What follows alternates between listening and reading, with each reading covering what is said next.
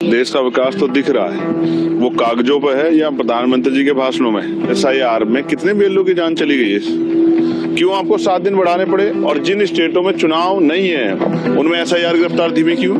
ये जो तमाम बीएलओ है, ये इन बीएलओ को शहीद माना जाएगा। और मैं आपकी जानकारी के लिए बता रहा हूँ, यानी कि शेड्यूल कास्ट बैकवर्ड के कर्मचारियों की SIR के जरिए हत्या की जा रही। जनता के मन में सवाल है, उस सवाल का जवाब सरकार को देना चाहिए।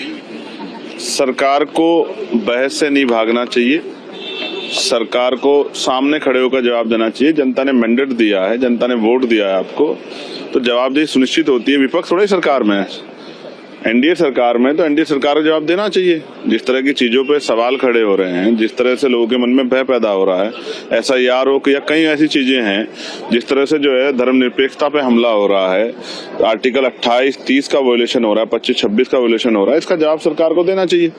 तो सरकार जवाब नहीं देगी तो फिर विरोध प्रदर्शन तो होगा ही। तो लोकतांत्रिक प्रक्रिया है। क्या भारतीय जनता पार्टी ने कभी विरोध नहीं किया है क्या?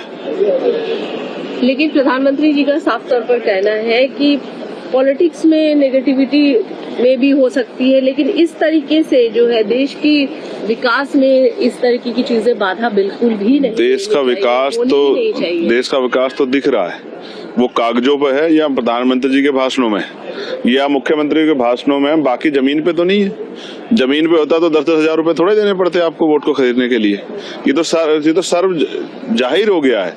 आप ये देखिए SIR में कितने बीएलओ की जान चली गई है। क्यों आपको 7 दिन बढ़ाने पड़े? इलेक्शन कमिश्नर को क्यों बढ़ाने पड़े? क्योंकि आप भी जानते हैं, जिन लोगों पे पिछले 10-12 साल में जातिगत गणना नहीं हुई है, वो इतने कॉलम्स पूरे करा के जो है 1 महीने में 100 करोड़ मतदाताओं का सत्यापन कर देंगे। ये जो तमाम सब चीजें हो रही है, ये जनता के सामने है और लोग देख रहे हैं किस तरह से वोट की चोरी हो रही है। कहीं 42 लाख वोट काट दिए, कहीं 37 लाख बंगाल वोट काट दिए। और जिन स्टेटों में चुनाव नहीं है उनमें SIR की रफ्तार धीमी क्यों?